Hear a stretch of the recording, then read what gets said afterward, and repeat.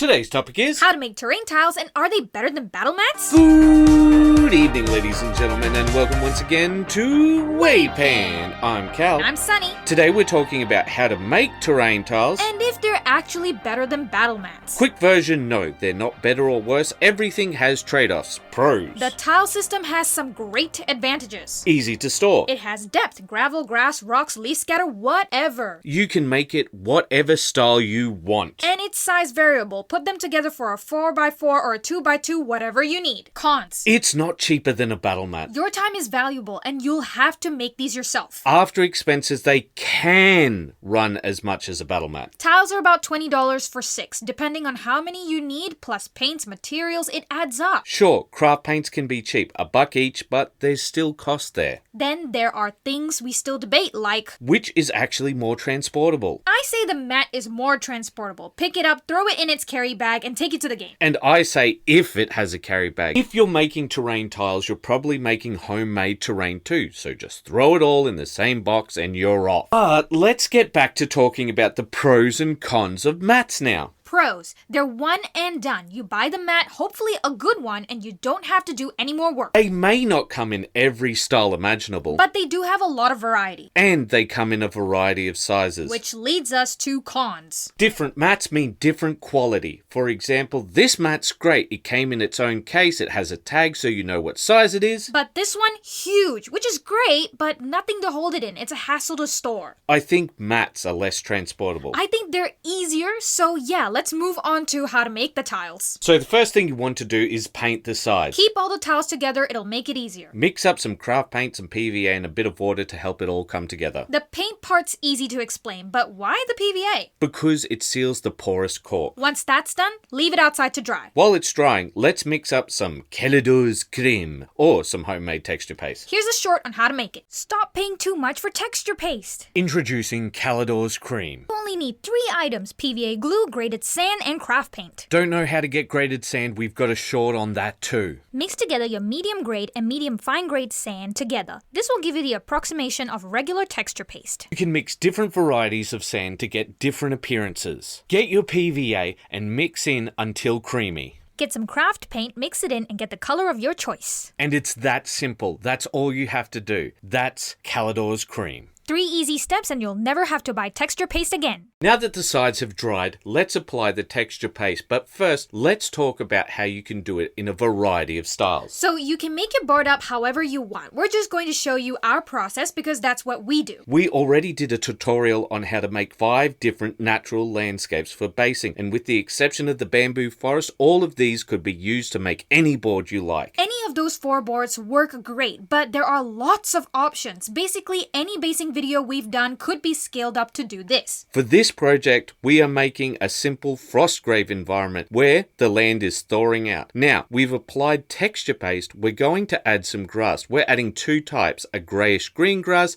and a desaturated green grass layered over the top. Using our texture paste saves you the step of waiting for the ground cover to dry, then adding glue for the grass and waiting again for that to dry. After this, we added some Citadel snow because it has a different look to the AK interactive stuff. It also absorbs pigment powder and takes on a bit of that color, giving it a melted snow effect. At this point, we noticed a few bare patches, so we took care of those too. Then we grabbed 3 different colors of pigment powder. Honestly, we should have pushed the variety more because one of them was pretty close to the original color. But still, just dab them on with a makeup brush, set them with a little water and icy purple alcohol, and you're done. Once that dried, we moved on to the next and final snow step. But of course, it wasn't the final snow step. Yeah, we wanted to use micro balloons and we tried applying them with contact spray glue, which didn't exactly go to plan. It's old, maybe we should have just bought a new one? Regardless, the point of us going on about this is it's okay to modify your plans. Exactly. So next, we used the AK Interactive Snow, spatula it on, and spread it out with a wet brush. And we're done. So let's talk about what we learned from this. So we tested this out, and honestly, if we didn't have to film it, we could have busted this out in an afternoon afternoon, no problem. Yeah, we would have gotten a lot more done, in fact. But we do think that, unfortunately, the ideal number for this project would be 6 sets of tiles, which is a little more than a battle mat. Okay, can you explain why? Well, we had 6 tiles finished at the end of this, which means we can make a 2x2 board and nothing else. Sure, we can swap tiles for variety, but that's not a very useful number. Each tile pack comes with 6 tiles. So if you have 9 tiles, that's a 3x3 board or 2 separate 2x2 boards. Yep, that makes sense. You're saying that you can play on a variety of surfaces if you want to do that. So that would be 36 tiles, 9 each. That's a great variety for a skirmish gamer. It's not just variety, it's a lot of boards. So let's say you want to run a little club or you want to demo a game that's 4 3x3 boards or 8 2x2 boards. You can run a lot of games by doing this one thing. But what about somebody who wants to play full-sized games? Well, okay, let's assume the biggest they want to go is a 6-foot by 4-foot board, the old style of Warhammer. That means you'd need 24 tiles, but let's call it 28 so you've got some variety. You can swap things around. Okay, but at that point, wouldn't it be strictly better to buy a mat? For ease of setup, sure, but when it comes to having variety in terrain, this wins.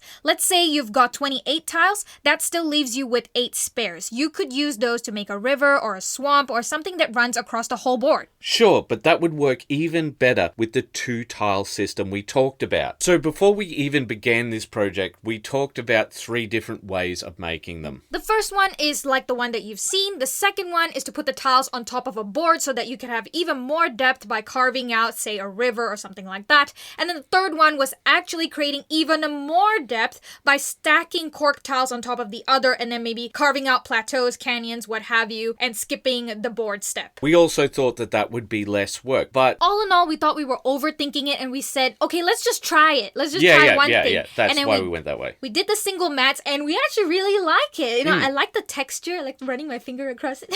And it's great for the immersion. And once you sort of have it in your hands and you tile it together, it just feels like really easy to put together. So I quite like it. And if we decide to change things around, we can. We can, of course, just add another tile to the bottom and then do double tiles or whatever. But what we can't do is take those tiles from the double tiles. We're just giving ourselves extra work. Yeah, we can add more, but we can't remove. Yep. So this is a great base to start with. And talking about great bases to start with, I think that there's something that every one of you should do every single week. And that's to keep those brushes wet. Bye-bye.